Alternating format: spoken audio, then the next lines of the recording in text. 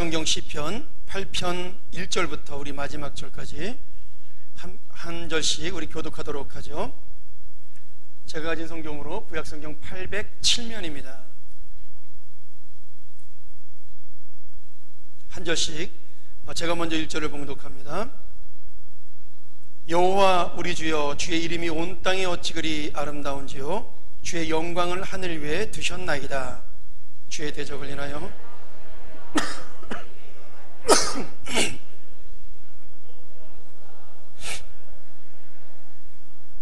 주의 손가락을 만드신 주의 하늘과 주의 베풀어 두신 달과 별들을 내가 보오니, 사람이 무엇이간데 주께서 저를 생각하시며 인자가 무엇이간데 주께서 저를 권고하시나이까. 저를 천사보다 조금 못하게 하시고 영화와 존귀로 간을 씌우셨나이다. 주의 손으로 만드신 것을 다스리게 하시고 만물을 그 발 아래에 두셨으니 곧 모든 우양과 들짐승이며 공중의 새와 바다의 어족과 해로에 다니는 것이니이다. 같이 읽죠. 여호와 우리 주여, 주의 이름이 온 땅에 어찌 그리 아름다운지요. 아멘. 또 우리 반가운 얼굴들 만나 뵙게 돼서 너무 좋습니다. 제가 우리 교회 와서 두 가지를 참 제가 이렇게 기쁘게 생각하는 게 있는데, 하나는 뭐냐면 여러분 기도하는 내용이 너무너무 예뻐요.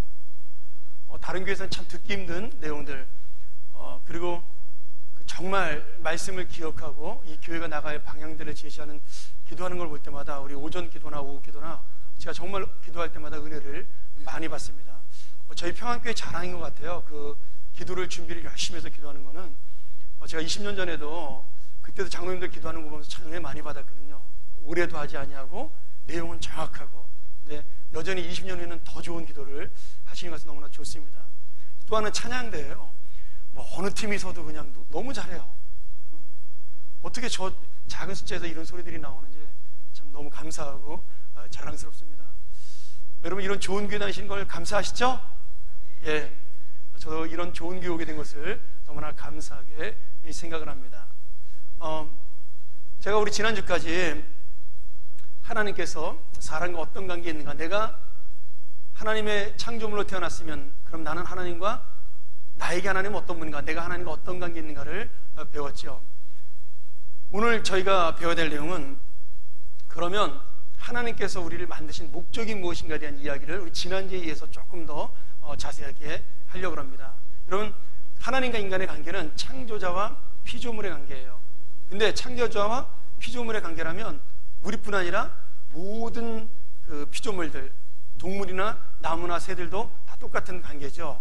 그래서 사람은 그런 창조물과 피조물의 관계를 뛰어넘어서 하나님과 우리 사이에 그 무엇이 또 다른 차원도 한 단계 위가 있다는 것을 말씀 속에서 우리가 볼 수가 있습니다. 오늘 우리가 읽은 시편 8편의 말씀은 참 귀한 말씀인데요, 여기서 우리 사람이 어떤 존재인가를 간접적으로 하나님께서 설명을 해주고 있어요. 여러분, 우리가 천사보다 조금 못하게 만들었다 그랬죠? 오늘 성경에 보니까. 그럼 우리가 천사보다 계급이 낮은가요? 자, 이런 게 이제 우리가 생각해야 될 문제죠. 우리가 천사보다 조금 못하다는 말은 무슨 말일까요? 지금은 천사보다 약간 능력이 없다는 얘기예요.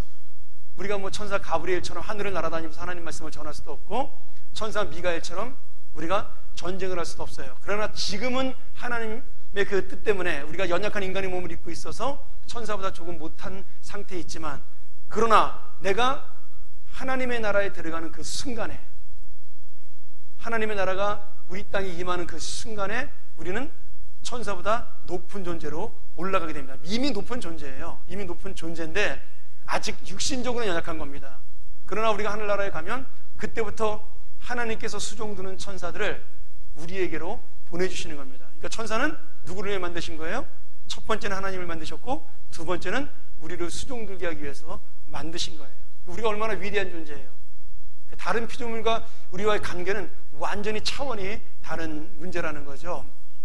자, 우리 지난주에 배운 거 한번 복습해 볼까요? 하나님께서 우리를 위해 세상 만물을 창조하셨는데 왜 사람을 마지막 날에 창조하셨다고요? 첫 번째는 뭐라고요?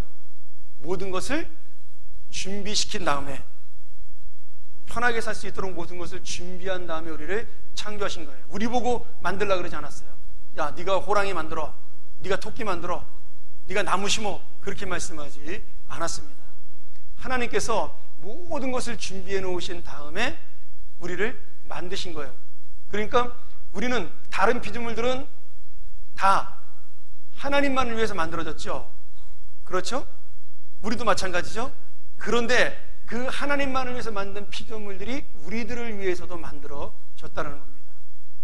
그래서 우리가 소중한 존재예요. 두 번째는, 우리가 마지막 날에 만들어졌다는 이유는 뭐라고요? 겸손하라고. 우리는 인간이 가장 마지막에 만들어진 존재니까 지나가는 강아지도 나보다 먼저 창조된 피조물이에요. 꽃을 피우는 그 식물도 나보다 먼저 창조된 피조물입니다. 그러니까 우리가 잘난 체할 필요가 하나도 없어요. 왜?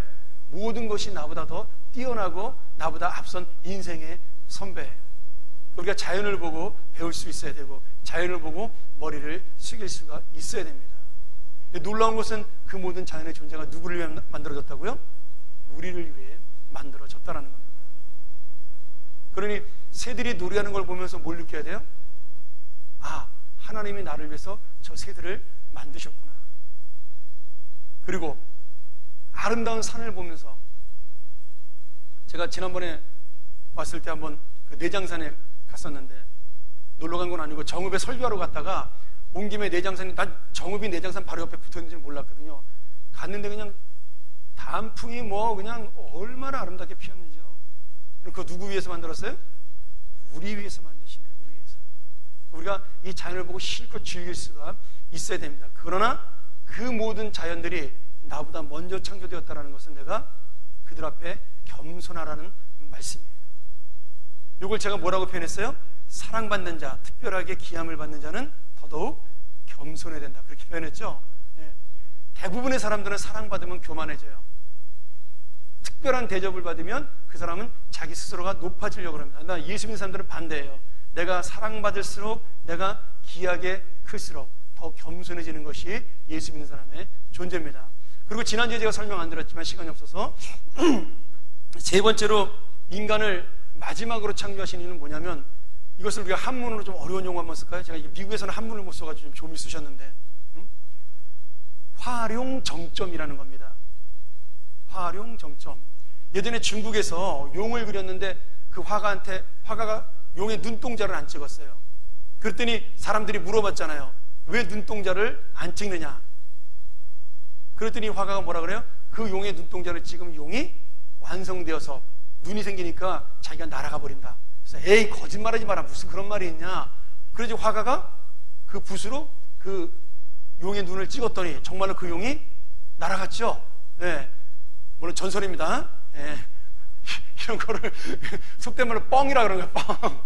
근데 그 고사성어는 그대로 남아있어서 활용정점, 용의 그 마지막 모습에 그 눈을 찍어야 그 그림이 완성되는 것처럼, 이 모든 창조물들, 이 모든 우주에 우리를 창조해서 그 안에 탁 갖다 놔야 그것을 뭐라 그래요? 완성이라고 부르는 겁니다. 완성. 그러니까 하나님의 창조의 마지막 완성은 누구한테 달려있다고요? 우리한테 달려있어요. 그래서 참 재밌는 게, 다른 동물들이나 다른 그 피조물들은 하나님의 완성을 깨트리지 못해요. 자기 스스로 하나님이 완성한 그것을 깨트리지 못합니다. 왜? 하나님이 처음부터 창조하셨기 때문에 자기들은 그 자리에 있는 거예요. 그 존재를 지키면서. 근데 사람은 달라요. 마지막에 하나님이 창조하셔서 그 자리에 하나님이 넣으신 것을 자유롭게 하셨기 때문에 우리만이 유일하게 하나님의 창조를 깨트릴 수가 있어요. 이게 우리에게 주신 하나님의 특권이면서 우리에게 주신 위험한, 또 아주 위험한, 어떻게 말해야 되나요? 위험한 권리라 그래야 되나요? 우리가 마음만 먹으면 이 세상을 다 망가뜨릴 수도 있고요, 우리가 마음만 먹으면 이 세상을 다시 하나님의 나라로 새롭게 만들 수도 있다라는 거예요. 근데 그것이 이 세상 전체만을 말하는 게 아니에요. 내 인생도 마찬가지입니다. 여러분, 동물은 자살하는 법이 없습니다. 그거 아세요? 여러분, 다큐멘터리 이런 거 보셨어요? 동물의 왕국 이런 거 보세요. 동물은 자살하지 못하면, 자살하는 능력이 없어요. 사람만 자기의 인생을 스스로 망가뜨릴 수가 있습니다. 이게 하나님이 우리한테 주신 권리면서 어떻게 보면 책임이기도 한 거예요. 너 스스로가 너의 인생을 완성하라는 뜻이에요. 너에게 달려있다라는 거죠. 우리 개인의 몸만이 아니에요. 다른 가정도 마찬가지입니다. 이 가정을 내가 새롭게 세울 수도 있고 내가 이 가정을 스스로 깨트릴 수도 있어요. 공동체도 마찬가지입니다. 동물은 절대로 공동체를 깨트리지 못합니다. 왜냐하면 동물은 왕이 하나 있으면 그 동물에게 무조건 100% 순종하게 돼 있어요. 그러니까 예를 들어 늑대라면 늑대 떼들이 이렇게 쫙 있잖아요. 그러면 늑대 떼 중에서 한 늑대가 죽으면 다른 늑대가 그 자리를 이어받으면 그냥 또 안정되게 가는 겁니다. 근데 사람만이 이 공동체를 스스로가 깨트려서 대항도 하고 지도자에게 반역도 하고 그러는 겁니다. 그러니 하나님은 우리한테 하나님의 그 창조의 모든 완성을 주시기도 했지만 그 완성을 깨트릴 수 있는 능력도 우리에게 주셨다는 거예요. 근데 그 능력을 예수를 믿는 사람은 어떻게 써요? 창조의 완성을 깨트린 데 쓴단 말이죠. 그렇죠? 근데 예수를 잘 믿는 사람은 그 창조의 완성을 더 이루고 발전시키는 데 쓴다라는 말씀이에요. 우리가 머리가 좋아서 사람들이 자동차 만들었잖아요. 근데 지금 우리가 세상 사는 사람들은 모두 죄성을 갖고 있기 때문에 우리가 만든 모든 것은 양면성을 갖고 있어요. 사람이 만든 모든 것은 좋은 면과 나쁜 면을 같이 갖고 있어요. 이걸 뭐라 그러냐면 중성이라고 표현하는 거예요. 여러분, 돈이 나쁜 거예요? 좋은 거예요? 돈. 솔직히 말씀해 보세요. 돈 좋은 거잖아요. 뭐니 해도 머니가 최고잖아요. 그렇죠? 네. 근데 이 돈은 중성이라는 거예요. 좋은 것도 나쁜 것도 아니에요. 사람이 만든 거지만 이 돈을 나쁘게 쓰면 나쁜 거가 되는 거고 이 돈을 가지고 좋은 걸로 쓰면 좋은 게 되는 겁니다. 그게 하나님이 사람에 주신 지혜라는 거예요. 이 창조물, 이 모든 피조물들을 우리가 다스릴 수 있는 능력을 주신 게 바로 그런 것들입니다. 자동차 좋죠. 자동차 없으면 어떻게 다니겠어요? 교회도 못 오고. 근데 여러분 한번 잘 생각해 보세요. 이 자동차로 지금까지 죽은 사람이 몇 명인 줄 아세요? 셀 수가 없어요. 지구상에 온 전쟁이 일어나서 죽은 숫자보다 자동차 사고로 죽은 사람이 몇십 배가 더 많습니다. 만약에 자동차를 발명한 포드가 이 자동차 때문에 수천 명, 수만 명, 수십만 명이 죽을 거라고 계산했으면 만들 수 있었을까요? 못 만들었을 거예요. 두려워서. 단지 인간의 편리함을 가지고 만들었는데 그 인간의 편리함이 좋은 일에도 써있지만 술 먹고 운전하는 사람, 법규를 어기는 사람, 스피드를 즐기는 사람, 이렇게 질서를 깨트리는 하나님의 그 창조의 완성을 깨트리는 사람들에 의해서 수많은 사람들이 죽어나가기도 하는 겁니다. 그 대표적인 것이 뭐냐면 원자폭탄이에요. 아인슈타인이 원자폭탄을 만들었을 때는 폭탄을 만들려고 한 게 아닙니다. 아인슈타인은 그 상대성 이론을 통해서 에너지를 증폭시켜서 많은 사람들에게 도움을 주려고 만들었어요. 얼마나 좋아요. 원자력 에너지 가지고 우리 전기 다 쓰잖아요. 지금 대한민국에 만약에 원자력 반출소가 없으면 우리는 전부 다 지금 깜깜한 세상에 살고 있을 거예요. 그 정도로 이 원자력이 좋은 거예요. 그러나 사람들이 악한 마음을 이걸 어떻게 썼어요? 전쟁을 하는 도구로 썼단 말이죠. 지금 미국에 있는 원자폭탄만 다 터뜨려도 지구를 300번 이상을 다 망가뜨리고도 남을 만큼 폭탄을 많이 갖고 있어요. 저는 가끔가다 그런 걱정이 들어요. 이렇게 미국의 대통령이 가방을 들고 다니는데, 여러분 영화 같은 거 보면 가방 들고 다니는 뒤에 비서가, 근데 그 비서 손목에 이렇게 수갑이 차여져 있고 가방하고 연결되어 있어요. 그 가방이 뭐예요? 원자폭탄 비밀 코드를 누르는 가방이라 이거죠. 그래서 대통령이 혼자 또 이게 약간 정신이 이상했을 수도 있으니까 대통령 혼자만 그 코드를 누르면 안 되고 뭐 국방장관하고 아니면 국무장관하고 이렇게 나눠서 그 코드를 갖고 있어요. 그래서 이 코드를 맞추면 바로 발사되게 돼 있단 말이죠. 사람은 아무도 못 믿어요. 아무도 못 믿단 말이죠. 누가 어떻게 실수해서 그것을 잘못했을지도 모른다라는 거예요.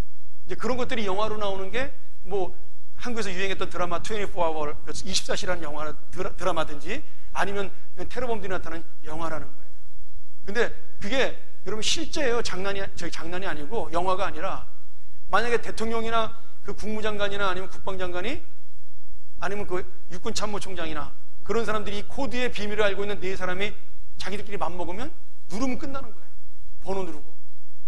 그러면 지구를 300번을 깨트리게도 남을 만한 원자폭탄이 터지는 겁니다. 근데 그게 미국에만 있냐면 아니잖아요. 지금 어디 있어요? 러시아에도 수백 발, 아니 수천 발, 뭐 영국에도, 프랑스에도, 지금 심지어는 인도에도 있잖아요. 방글라데시까지 있어요. 요새 파키스탄도 만든다 그러죠. 심지어는 우리 옆에 있는 북한도 지금 만든다고. 얘네들 뭐 심심하면 겁주잖아요. 응? 뭐 불바다를 만들어 버리겠다는 등 뭐 진짜 있는지 없는지는 지금 아무도 잘 모르지만 뭐 만들어 터뜨리면 끝나는 건데 그런 식으로 겁을 준단 말이죠. 아인슈타인이 그걸 보고 통곡을 했어요. 내가 괜히 발명했다. 나는 그런 뜻으로 한 것이 아니다. 노벨도 마찬가지죠. 다이너마이트 만들 때 노벨이 전쟁에 폭탄으로 쓰라고 다이너마이트를 만드는 것이 아니에요. 광산을 채굴할 때, 그 다음에 건물을 무너뜨리고 새로 지을 때 이런 모든 것들을 돕는 걸로 만들었는데 사람들이 악하게 이용을 한 거죠. 사람을 죽이는 데서 노벨이 그것 때문에 굉장히 많이 후회를 했어요. 그리고 만든 게 노벨상이에요. 자기의 죄를 속지 않은 마음으로 인류에 공헌하기 위해서 만든 것이 노벨상이에요. 폭탄 만들어 돈 번 걸로 자기가 그래도 인류에 자기가 어떤 좀 공헌을 하겠다는 마음으로 만든 거예요. 그게 사람이라는 거죠. 그러니까 동물은 절대로 이 공동체나 세상을 깨트릴 능력이 없는 거예요. 근데 우리는 하나님이 그런 지혜를 주셨어요. 천사보다 높은 지혜를 주셨단 말이죠. 그래서 우리가 마음만 먹으면 이 세상을 무너뜨릴 수도 있고 이 세상을 발전시킬 수도 있는 능력을 가지고 있어요. 그것이 여러분의 가정이고 여러분 개인의 인생이고 또 우리 교회이기도 한 겁니다. 여러분 이 교회도 마찬가지예요. 하나님이 이 교회를 완성하려고 만드신 거예요. 근데 내가 이 안에서 못이 되어서 튀어나오고 내가 이 안에서 불평으로 튀어나오고 그러면 이 공동체는 반드시 깨지게 되어 있습니다. 우리의 목적은 이 공동체를 하나로 만드는 데 있는 거예요. 완성하는 데 있는 겁니다. 뭐 목사가 이 교회를 좌지우지하는 건 아니지만 그래서 리더가 중요한 거고 이 교회를 이끌어가는 지도자들이 굉장히 중요한 거예요. 교회가 저는 분장하는 모습을 참 많이 봤어요. 그 아픈 모습들을 어릴 때부터 그런 교회 한 2개 정도를 그걸 보고 자라났어요. 뭐 정말 제가 중학교 때는요 그 집사님 한 분이 목사님한테 그 강단에 설교하는데 칼을 들고 가가지고 내려오라고 협박하는 것도 저 중학교 때 봤거든요. 근데 내가 미쳤지. 그걸 보고도 목사가 되겠다 그랬으니까 참 제가 믿음이 좋게 좋아요. 어릴 때부터 그걸 보고 자랐어요. 근데 그때는 그 사람들이 왜 그러는지 몰랐어요. 근데 지금 목회를 하면서 내가 말씀을 보니까 깨달아지는 게 하나 있는데 그게 뭐냐면 그분들 마음속에는 이 내가 왜 만들어졌는가에 대한 하나님의 창조에 대한 목적이 없는 거예요. 여러분 아무리 교회가 마음에 안 들고 힘들어도 마지막에는 무엇을 위해 내가 양보를 해야 돼요? 교회의 하나됨을 위해서 양보하는 거예요. 여러분 내가 옳다는 것을 증명하기 위해서 교회를 깨트리는 사람은 그거는 마귀의 자식입니다. 그건 목사든 장로든 집사든 마찬가지예요. 제가 아는 선배 목사님들도 그런 분들이 있어요. 교회가 망가져도 내가 옳다라는 거, 교인들 앞에서 내가 옳은 것만 증명이 된다고 착각하는 사람들이 있어요. 장로님 중에도 그런 분들이 있었습니다.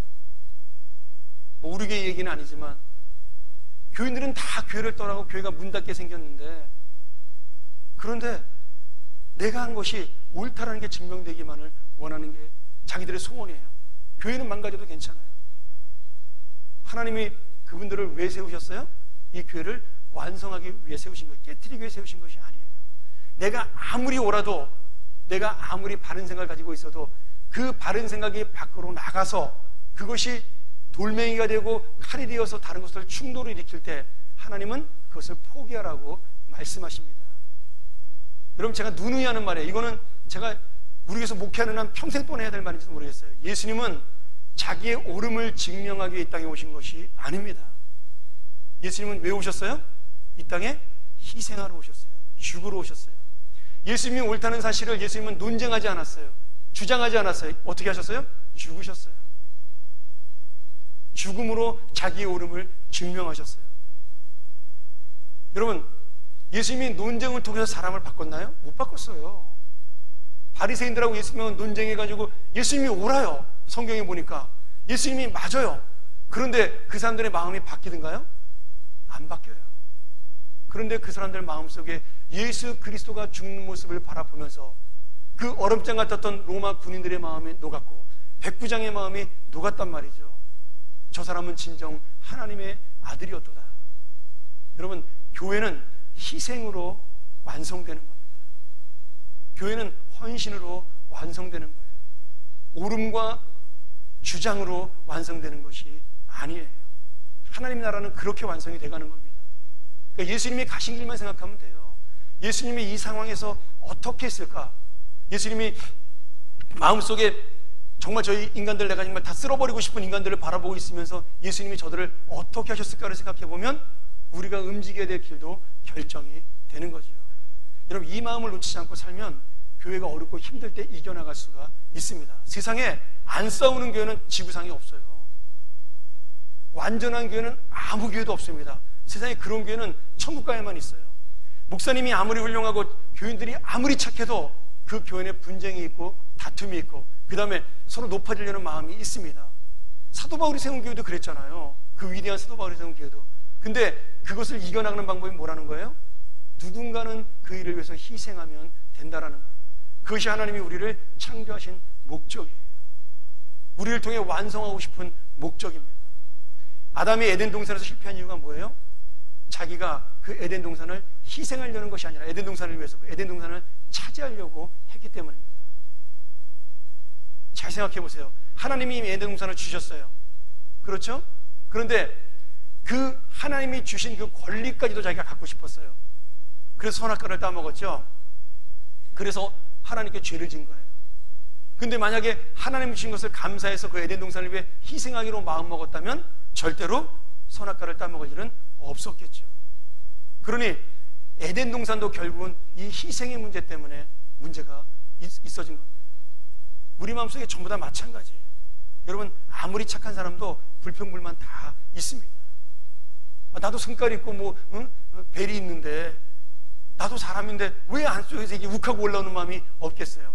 근데 욱하고 올라올 때 한번 이 목구멍에서 딱 막으시라 이거예요. 그리고 나오기 전에, 이 목 밖으로 나오기 전에 한 번 더 생각해보라 이거죠. 내가 이 말을 통해서 우리 교회가 유익할 것인가, 아니면 우리 교회가 완성이 깨질 것인가. 내가 한번 확 일어나고 싶은데 일어나기 전에 한번 두 손을 의자를 붙잡고 한번 생각해보세요. 내가 일어남으로 인해서 우리 교회가 세워질 것인가, 아니면 우리 교회가 힘들어질 것인가. 여러분, 이런 부분들을 생각한다면 우리는 이 교회를 바라보는 것이 완성으로 가는 희생이 무엇인지 깨달을 수가 있는 겁니다. 저는 여러분과 제가 함께 이런 교회를 만들어 나가기를 원해요. 그 일을 위해서는 제가 무슨 대단하게 존경받지 않아도 괜찮습니다. 여러분들이 저를 막 떠받칠 때 아무 상관없어요. 그러나 하나님의 교회만 바로 서면, 하나님의 교회만 진실하게 서면, 하나님의 교회만 창조의 명령에 따라서 하나님의 진정한 교회가 된다면, 여러분, 저는 몸이 닳아져도 괜찮아요. 몸이 부서져도 상관없습니다. 하늘나라 가면 하나님이 더 잘해주시겠죠. 우리 모두가 그런 마음을 같이 갖고 가는 것이 바로 이 창조의 완성을 향해 달려가는 성도에게 교회입니다. 자, 그래서 우리가 창조를 통한 하나님의 사랑과 섭리, 나를 왜 창조하셨는가를 깨달아야 우리가 정말 사람답게, 인간답게 살 수 있는 거죠. 두 번째로, 하나님께서 우리를 위해서 주신 것 중에 하나가 뭐냐면 안식일이라는 겁니다. 안식일. 6일 동안 일하고 하루를 쉬어라. 지금 여러분, 우리 주일은 일요일이 아니라 주일입니다. 우리한테는. 왜 주일이에요? 주님께서 부활하신 날을 우리가 기념일로 삼아서 그날을 안식일 대신 바꾼 거예요. 그래서 우리가 항상 부활하는 기쁨으로, 부활하는 은혜로, 부활의 생명으로 살자. 그래서 우리가 이 일요일을 주일로 바꿔서 지키는 거죠. 원래 안식일은 토요일이 안식일이었습니다. 그래서 지금도 안식교 같은 경우는 토요일 날 예배를 드리죠. 구약 성경대로 지키겠다고. 그러나 우리는 그것보다 더 깊은 뜻으로 이 주일날 예수님이 부활하셔서 우리에게 새로운 생명을 주셨으니까 우리도 이 부활의 은혜를 가지고 함께 살아가자는 의미로 이 주일을 지키는 겁니다. 근데 주일을 단순히 우리가 노는 날로 생각하시면 안 됩니다. 예배만 드리는 날로 생각하시면 안 돼요. 안식일은, 이 주일은 그냥 단순히 예배 드리는 날이 아니라 이 날을 통해서 우리가 쉼과 완전한 평화를 누리는 날이에요. 여러분, 주일날 왜 기다려야 되죠? 저는 주일이 오기만 기다리는데, 토요일 한 오후 5시쯤 되면요, 이렇게 몸에서 막 이렇게 어깨에서 긴장이 올라와요. 내일 주일이구나. 응? 그 긴장이 왜 올라올까요? 부담도 되죠. 주일날 설교해야 되니까. 내가 내일 은혜를 못 끼치면 어떡하나. 일주일 동안 이 설교를 기다렸던 교인들이 졸다 가면 어떡하나, 힘들어서 이 설교가 지루해서 그냥 가면 어떡하나, 그 긴장감 때문에 주일 저녁서부터 이렇게 온몸에 막 이렇게 긴장감이 올라와요. 이걸 좋은 긴장감이라는 거예요. 팽팽한, 주일날 내가 한번 멋지게 하나님의 뜻대로 살겠다는 그 팽팽한 긴장감이 저를 막 이렇게 사로잡아요. 토요일 오후가 되면. 근데 그 안에는 기쁨이 있어요. 어떤 기쁨이요? 이날 내가 사랑하는 교인들을 만난다는 기쁨. 이 예배 시간에 말씀을 통해 서로가 함께 은혜 받는다는 기쁨이 함께 공존하고 있는 겁니다. 그러니까 주일날 굉장히 피곤한데 정신이 훨씬 더 맑아지고 집에 가면 굉장히 기분 좋아요. 왜? 그게 진짜 힘과 안식을 누린 거기 때문이에요. 마음의 평화가 있기 때문입니다. 그러니 주일날 와서 예배 시간에 여러분 좀 졸아도 괜찮아요. 졸리면 졸아야지 어떡하겠어요. 살아가는 자에게 잠을 주시니까 뭐 어떡하겠어요. 졸리면 자야죠. 근데 가끔 주무시는 거는 여러분 하나님이 예쁘게 봐줍니다. 너 얼마나 피곤하냐, 얼마나 힘들면 그러겠냐, 세상에서 힘들었지 위로하시는데 여러분 매주 졸면 어떻게 돼요? 그거는 영혼이 병든 겁니다. 잘 여러분 마음속에 새겨들으셔요.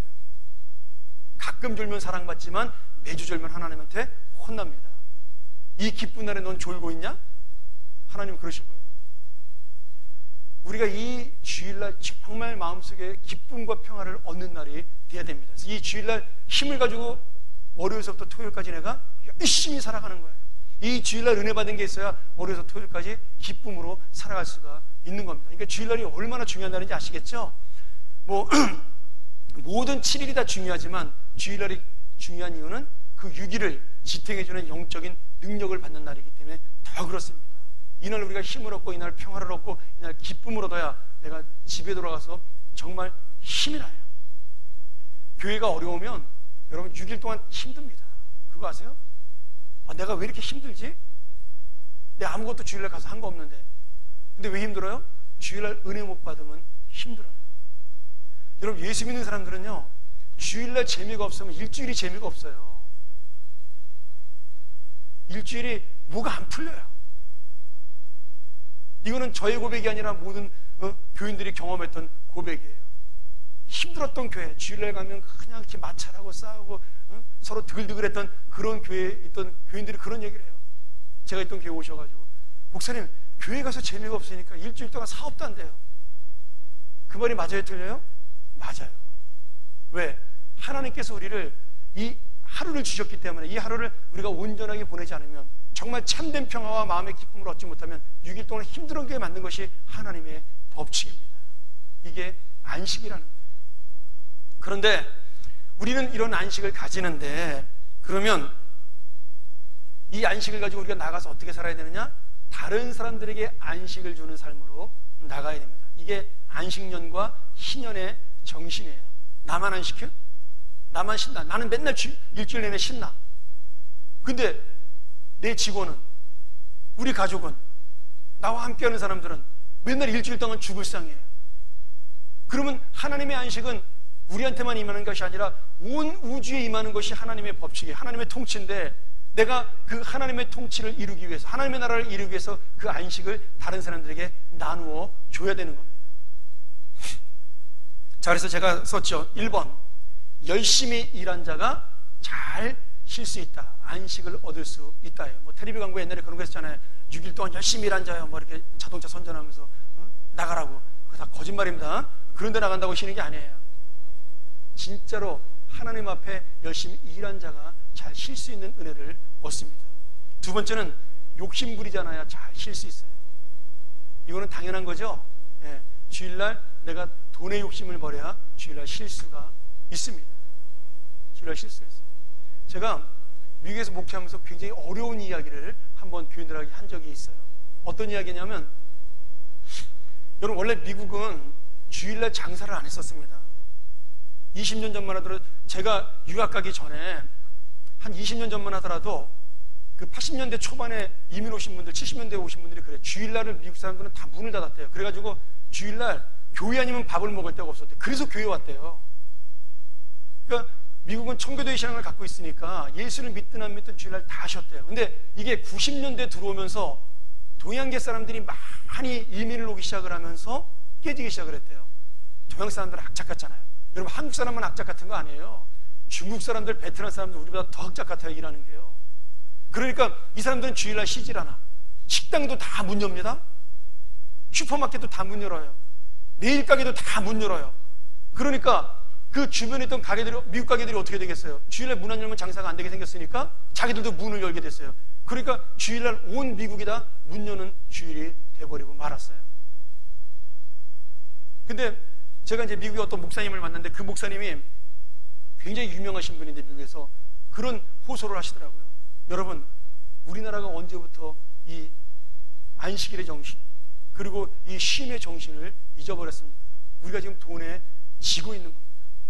마귀한테 지금 지고 있는 거예요. 만몬에게 넘어가고 있는 겁니다. 그래서 막 안타깝게 이야기를 하시더라고요.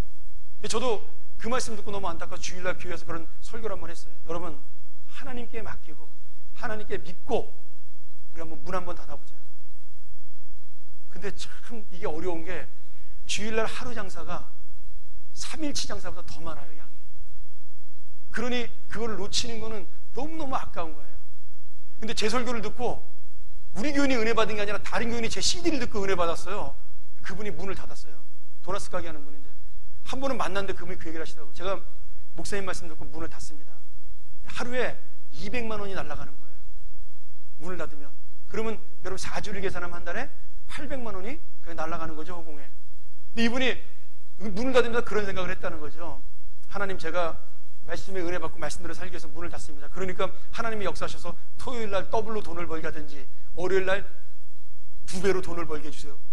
그런 마음이 있었대. 기도는 안 하고 미안하니까. 근데 여러분, 하나님이 그렇게 했을까요, 안 했을까요? 예, 안 하셨어요. 하나님이 그렇게 안 하세요. 고스란히 한 달에 1,000만 원을 손해 본 거예요, 매월. 근데 그분이 저한테 뭐라고 말씀하시냐면, 목사님, 이게 은혜더라고요. 하나님이 그렇게 안 해주는데 내 마음이 평안하니까 이게 은혜더라고요. 그래서 자기는 평생 동안 그냥 문 닫겠다고 그러더라고요. 야, 근데 제가 이거 우리 교인들한테 간증을 못했어요, 그때. 왜냐면 얼마나 부담되겠어요. 자기는 못 닫는데. 응? 여러분, 그게 믿음입니다. 그게 은혜예요. 저는 하나님께서 그분에게 돈보다 훨씬 더 큰 하나님의 참된 평안이 있을 줄로 믿습니다. 그 은혜가 그분의 인생 속에 넘쳐날 줄로 믿어요. 하나님은 공으로 갚으신 분이 아니에요. 반드시 하나님 채워주십니다. 그것이 돈은 아닐지라도 그분의 영혼을 채워주실 걸 저는 믿어요. 그것이 믿음입니다. 또 하나가 있어요. 우리가 육신부리지 않아야 되는 이유. 자, 3번. 하나님의 주인 되심을 인정할 때 쉴 수가 있는 겁니다. 여러분, 내 사업이 누구 거예요? 하나님 거예요. 맨날 기도는 그렇게 하잖아요. 이 사업의 사업장 사장님은 하나님이십니다. 이 교회 담임 목사님은 진짜 하나님이십니다. 이렇게 기도하는데 실제로 자기가 다 주인이야. 하나님의 주인 되심을 인정하지 않아요. 그러니까 그 돈도 내게 아니라, 하나님 거가 아니라 내 거야. 그러니까 못 노는 거예요. 여러분, 한번 입장을 바꿔놓고 생각을 해보세요. 주일날 식당 하는 분이 교회를 나오려면 문을 열었어. 그럼 어떻게 해야 되죠? 그 식당은 돌아가야 되잖아요. 나는 주일날 예배 나왔어. 그럼 그 식당의 종업원들은 자기는 예배에 나와서 사장이니까 예배 드릴 수 있지만 그분들은 예배 드릴 수 있어요, 없어요?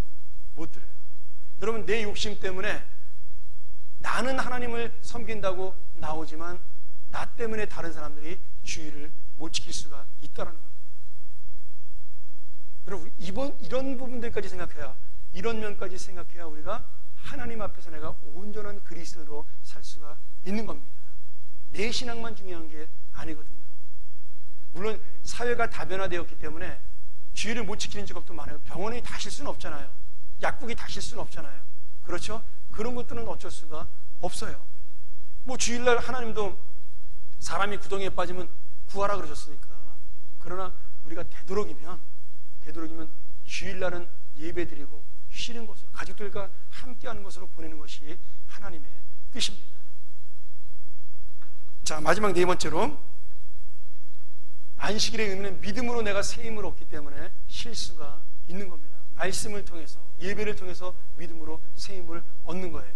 여러분, 참 재밌는 게 오래 쉬면 오래 쉴수록 힘이 나나요? 안 그래요. 여러분, 오래 쉬면 어떻게 돼요? 몸이 점점 더 까부러집니다. 몸이 더 처져요.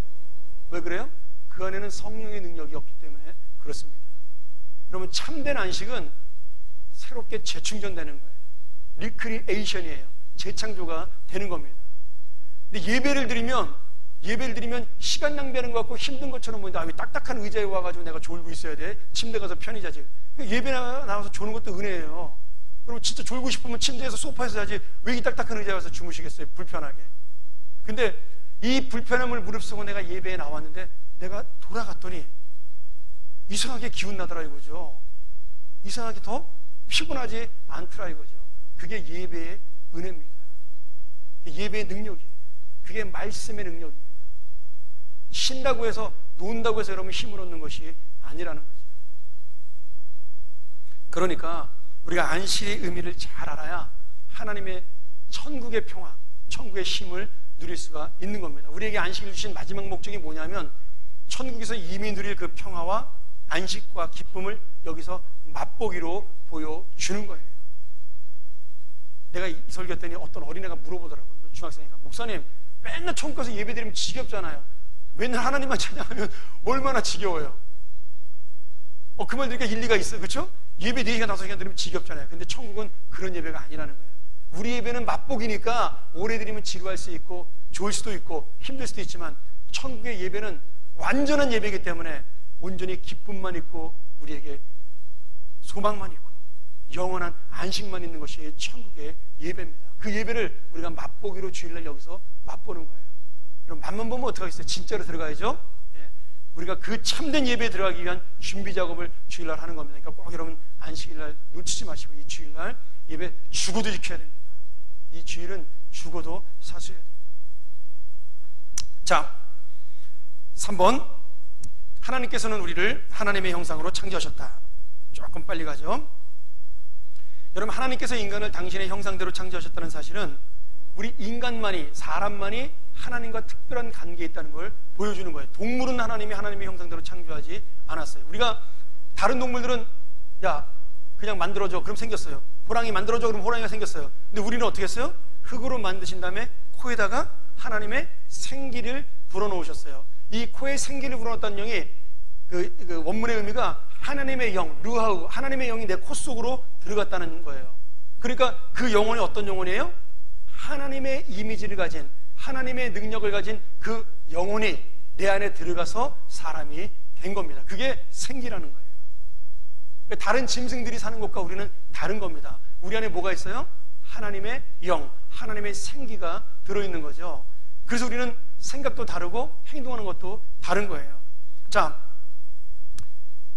우리가 하나님과의 특별한 관계가 있으면 어떤 관계냐? 첫 번째는 하나님과 우리 사이의 관계 안에 있는 그 사람이라고 생각을 해야 돼요. 어떤 관계예요? 하나님은 창조자이고 나는 하나님의 대리자예요. 내가 이 땅을 하나님을 대신해서 다스리는 자입니다. 그때 하나님께서 우리에게 지시하신 그 명령을 지키는 겁니다. 우리 위에 누가 있다고요? 하나님이 계시다고요.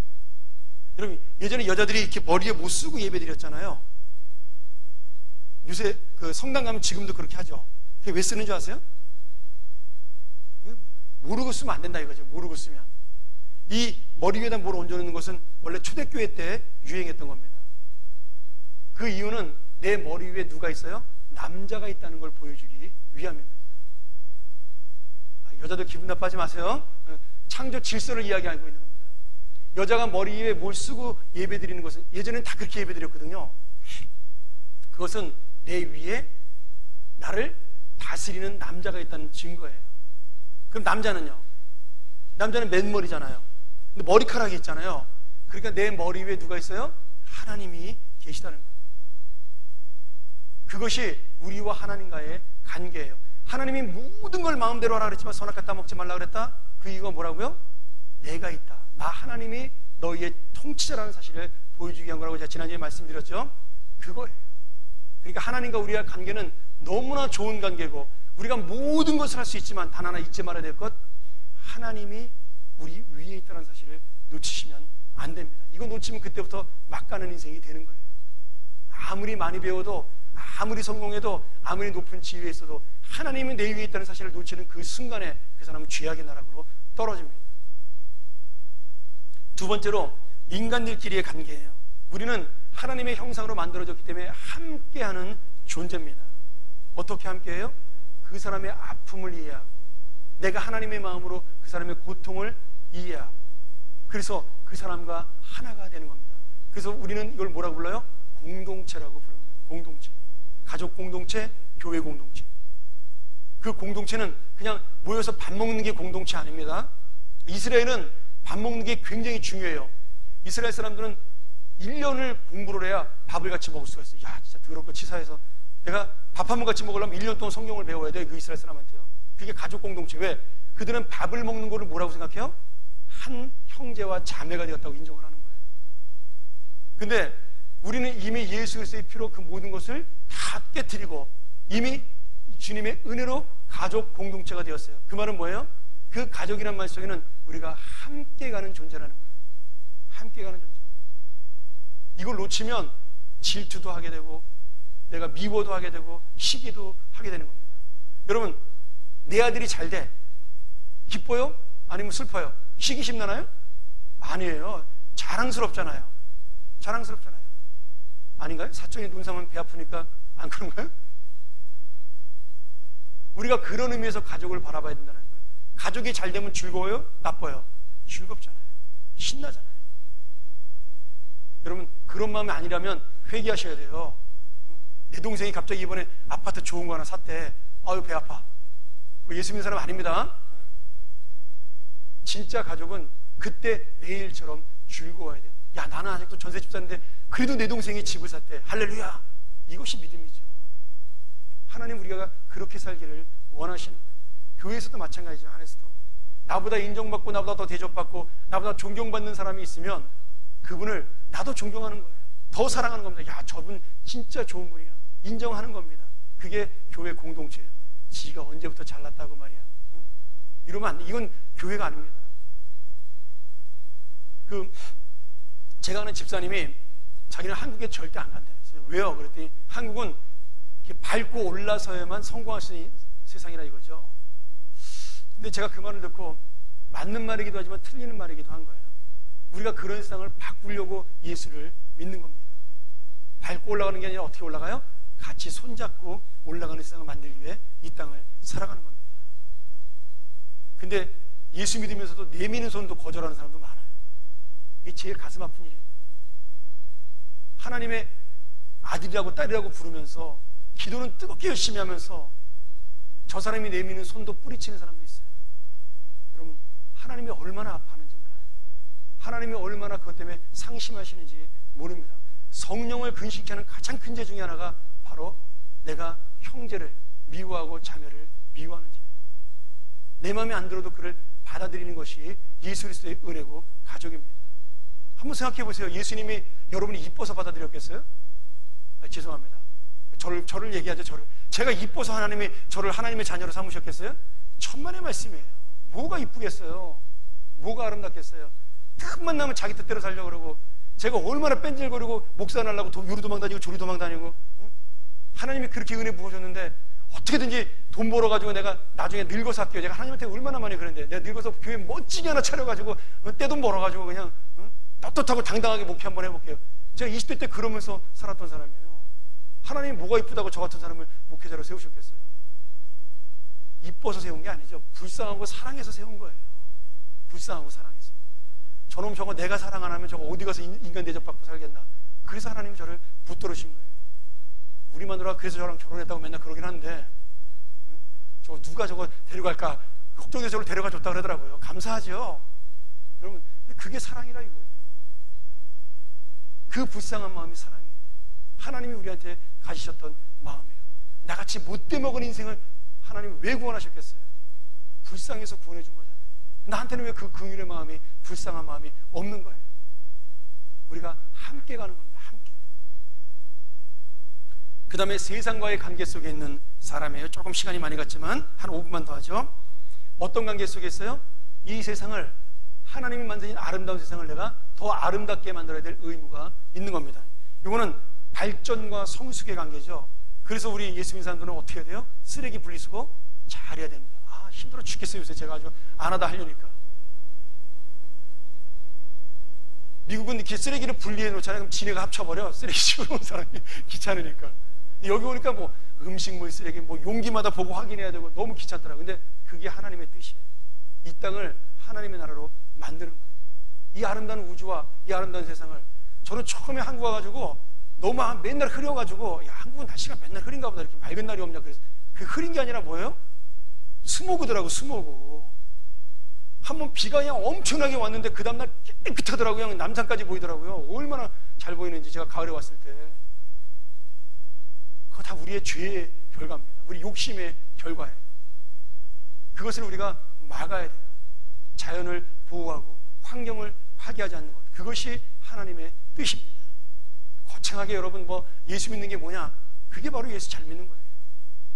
특유 되도록이면 조금 쓰고, 물 아껴 쓰고, 비누 아껴 쓰고, 우리 삶에서 그렇게 하루하루 살아가는 것이 바로 이 환경과 이 우주를 보호하는 길입니다. 이게 하나님과 우리 세상과의 관계예요. 뭐 넓게 보면 마찬가지죠. 과학자들은 과학을 가지고, 또 경제학자들은 경제를 가지고, 그것 때문에 울고 슬퍼하는 사람들, 고통당하는 사람들, 땅에서 울부짖는 사람들이 없어야 되는 겁니다. 환경이 망가지면 피조물들이 울부짖어요. 경제가 망가지면 가난한 자들이 울부짖습니다. 그리고 세상이 망가지면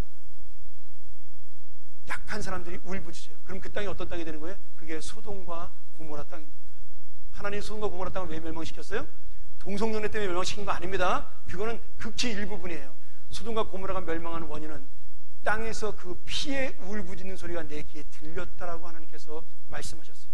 그들이 예수 믿고 안 믿고 상관없어요. 모든 것은 다 하나님이 만드셨기 때문에 다 하나님 거예요. 그러니까 하나님을 안 믿는 사람이 고통을 당하고 억울하게 살아도 하나님 그것을 들으시고 복수해 주신다라고 말씀하셨어요. 여러분, 이 땅이 우리에게 복수하는 날이 올 때 조심하세요. 우리는 편하고 행복하게 과학적으로 문명을 가지고 잘 살지만 그것이 언젠가는 이 땅이 우리를 복수할 수도 있다라는 거예요. 그게 하나님의 법칙인 겁니다. 그러니까 우리가 이 세상과 하나님의 관계 속에서 나와 이 세상의 관계를 잘 이해해야 되는 겁니다. 자, 마지막으로 하나님과의 교제 안에 있는 인간, 이거야말로 우리가 가진 가장 큰 특권이죠. 어떤 피조물도 하나님과 교제할 수 있는 그런 피조물은 없습니다. 누구만 있다고요? 하나님의 생기를 가진, 하나님의 영을 가진 우리만이 하나님과 교통하고 교제할 수가 있습니다. 그러니 제일 불쌍한 사람이 뭐예요? 하나님을 모르는 사람이에요. 하나님과 교통하지 못하는 안타까운 인생이에요. 예수 모르는 사람이 이 세상에서 제일 불쌍한 인간입니다. 왜요? 이 하나님과 교통하는 기쁨과 특권과 이 능력을 전혀 이해하지 못하고 알지 못하고 누리지 못하기 때문입니다. 근데 우리는 날마다 누리잖아요. 날마다 신나는 거잖아요. 그까지 없어질 돈이 아니라, 그까지 없어질 권세가 아니라, 그까지 거 뭐 죽으면 없어질 건강이 아니라, 정말 이 세상의 창조자이고 이 세상의 통치하신 하나님과 나는 날마다 만날 수가 있어요. 대통령 만나기도 힘든데 어떤 분이 저한테 상담 요청하시면서 그러더라고요. 목사님 너무 죄송해요. 바쁘신데 목사님 만나는 거 힘든데 제가 이렇게 찾아. 여러분, 아니에요. 오해하시면 안 됩니다. 제 인생의 가장 중요한 일은 여러분을 만나는 거예요. 제 인생의 가장 소중한 일은 여러분과 함께 이야기하는 겁니다. 설교보다 10배, 100배 중요한 게 그겁니다. 그러니 언제든지 저를 사용해 주세요. 제 방 어려운 방 아닙니다. 문이 자동으로 자꾸 잠겨. 나는 열어놓고 싶은데 시건장치가 자꾸 자동으로 잠겨. 여러분, 날마다 만나는 게 진짜 하나님의 뜻입니다. 제가 여러분들이 안 찾아오니까 밥 먹고 맨날 돌아다니잖아요. 여러분들 인사하러 샘터로 갔다 쉼터로 갔다가 뭐 세가족부시 갔다 이 방 갔다 저 방 갔다. 그게 하나님의 일이기 때문에, 하나님의 뜻이기 때문에 그렇습니다. 근데 제가 가서 손만 잡아줘도 여러분 얼마나 좋으세요. 위로가 되잖아요. 근데 하나님이 여러분의 손을 날마다 붙잡고 계시다는 거예요. 하나님이 여러분과 날마다 함께 계시다는 겁니다. 이것이야말로 우리만이 누리는 놀라운 신앙의 특권이요, 권리요, 기쁨입니다. 오늘 여러분, 우리가 어떤 피조물이에요? 하나님의 특권을 가진 피조물입니다. 이 하나님의 형상이란 말 잘 기억하셔야 됩니다. 이걸 우리가 조금 제가 어려운 말, 이마고데이라는 건데, 우리가 영어로 표현하면 더 이미지 오브 갓이에요. 하나님의 이미지예요. 근데 이 이미지라는 말이 참 재밌는데, 우리가 이 이미지가 하나님의 형상이라는 단어로도 쓰이지만 우상이라는 단어로도 쓰이는 겁니다. 그러니까 내가 하나님의 이미지로서 잘 못 살면 어떻게 되는 거예요? 내가 하나님의 우상을 섬길 수밖에 없는 거예요. 내가 하나님의 형상으로서 똑같이 못 살면, 제대로 못 살면 어떻게 되는 거예요? 내 자신이 하나님의 우상이, 내 인생 자체가 하나님의 우상이 되어버리고 마는 겁니다. 우리가 하나님의 형상이라는 단어에는 이 두 가지를 같이 갖고 있어요. 내가 하나님의 형상으로 살 것이냐, 아니면 하나님의 우상되어 살 것이냐. 여러분, 형상으로 사시는 여러분 되길 주의 이름으로 축원합니다. 우리 기도하죠. 하나님 아버지, 감사합니다. 우리가 짧은 시간이지만, 또 졸리고 지루한 시간이지만, 이 하나님의 귀한 말씀을 통하여 내가 얼마나 하나님에게 귀하게 여김을 받는 존재인가를 깨달았습니다. 배웠습니다. 우리가 이 하나님의 사람답게, 내가 하나님의 지으심을 받은 형상답게 살아갈 수 있도록 인도하시고, 하나님과의 관계를 놓치지 아니하고 사람과의 관계를 붙들 수 있도록 도와주시고, 이 땅을 새롭게 발전시키는 하나님의 사람 되게 도와 주옵소서.